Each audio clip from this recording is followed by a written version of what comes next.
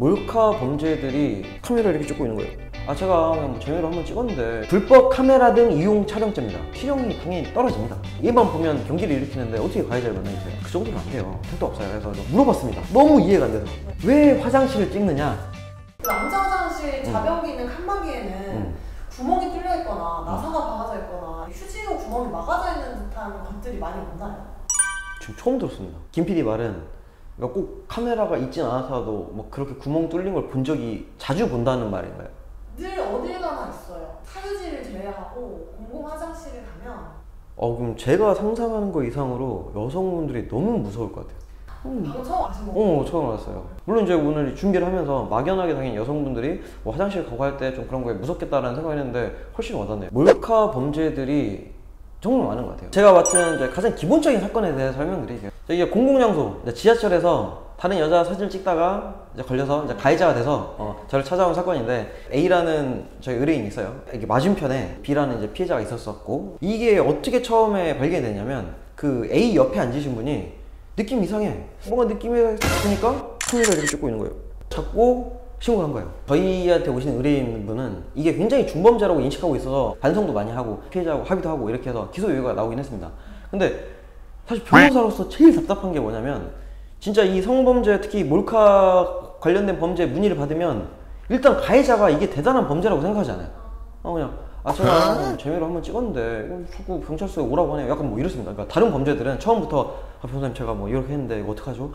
전정해가지고 큰일 났는데 어떡하죠? 막 이렇게 나오는데, 몰카 범죄 상담하거나 몰카 범죄 오시는 분들은 반성 때가 전혀 없습니다. 그래서 오히려 이게 중범죄라는 걸 설득시키는 것만 해도 거의 상담 시간에 반이 날아갑니다. 법률적 용어로는 불법 카메라 등 이용 촬영죄입니다. 이거는 7년 이하의 징역, 5천만 원 이하의 벌금이에요. 이 정도로 큰 범죄인데 너무 쉽게 생각해요. 작은 경범죄들 있잖아요. 이거는 미수범은 처벌하지 않아요. 근데 이건 미수범 처벌 규정도 있습니다. 그러니까 하려고 시도했다가 결과를 이루지 못해도 처벌됩니다. 강력한 범죄입니다.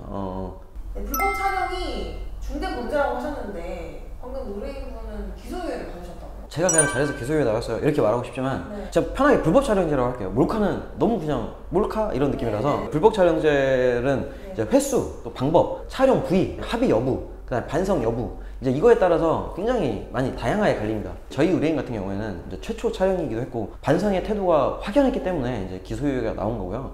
이제 횟수가 뭐 많아지거나, 그 다음에 촬영 부위 자체가 굉장히 악의적이고 의도적이거나, 이거를 뭐 유포해서 배부해서 추가적인 인체 피해를 발생시키거나, 이런 경우에 따라서 실형이 당연히 떨어집니다. 이 불법 촬영죄를 저지르면 변호사를 무조건 찾아가야 되는 사실 핵심 포인트는 이 합의 부분입니다. 합의 부분.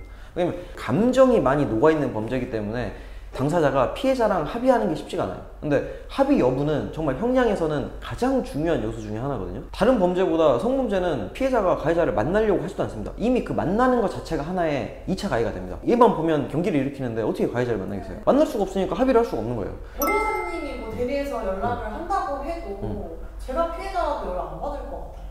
그죠. 이게 이제 로펌의 노하우가 될 수 있겠습니다. 뭐 변호사나 이제 로펌에서 연락이 가면 조금 여지가 있죠. 저희 가해자도 조금 설득합니다. 피해 합의금에 있어서도 그 정도는 안 돼요. 택도 없어요. 그래서 좀 저희 의뢰인을 설득해서 그 합의금 액수 조금 늘리고, 어떻게든 좀 이제 피해자한테 감정적으로 누그러질 수 있는 다양한 방법을 씁니다. 뭐 또 직원들도 동원하고 뭐 팀도 동원해가지고, 더 자세히는 저희를 선임하시면 여러 가지 방법들이 동원이 되려면 기본적으로 어느 정도 규모가 있는 로펌이어야 됩니다. 그래서 성범죄는 로펌으로 선임하시는 게 더 효과가 훨씬 좋습니다. 빨리. 속도는 성범죄가 아니라고 사실 모든 사건의 민사든 형사든 속도는 가장 중요합니다. 가장 빠른 시점이 바로 골든타임입니다. 데이트 폭력의 일환으로 불법 촬영을 많이 하잖아요. 이게 그렇죠. 진짜 나쁜 것 같아요. 뭐 사랑하니까 우리 뭐 그렇게 성관계 잠깐 찍자. 이 사람은 남자든 여자든 바로 손절해야 됩니다, 여러분. 이게 어떤 계약서보다 여러분을 노예로 만드는 겁니다. 내가 이거 한번 찍히면 나는 이 사람의 말에 벗어날 수 없어요. 그 다음은 여러분이 상상하는 모든 나쁜 행위를 다 합니다. 유포부터 시작해서 유포를 한다는 협박, 갖은 뭐 고문에 가까운 여러 일들을 시키기 때문에 가해자분도 잘 생각하셔야 될 게, 이 영상을 찍게 되면 자기도 여러 범죄와 경합이 되게 돼요. 찍지 마십시오, 처음부터. 영상 찍는 사람 여러분 절대 만나지 마세요. 바로 손절하셔야 됩니다. 아니 임변님, 몰카범들은 왜 몰카를 찍는 걸까요 도대체? 물어봤습니다. 네 정말 너무 이해가 안 돼서. 자기들끼리 랭크와 수준이 있다고 합니다. 왜 화장실을 찍느냐? 난이도가 가장 높습니다. 용병 장면을 찍는 거. 용병 장면 중에서도 이렇게 그냥 용변 위에서 이렇게 보는 장면이 아니라 밑에서 정말 이렇게 그 순간을 포착한다. 이걸 하는 게 이제 그들 사이에서는 정점을 찍은 거죠. 그걸 찍으면 이제 영웅이 되는 겁니다. 근데 이제 더 슬픈 사실은 여러분 뭔지 아세요? 그 용변 장면을 찍는 몰카범이 비율이 점점 늘어나고 있습니다.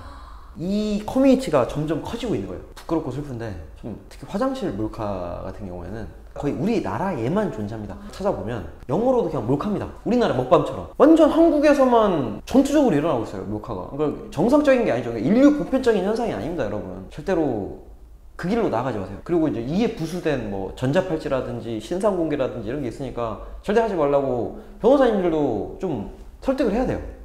다 같이. 오늘의 영상이 도움이 되셨다면 구독, 좋아요, 알림 설정까지 부탁드립니다. 합법이니까요.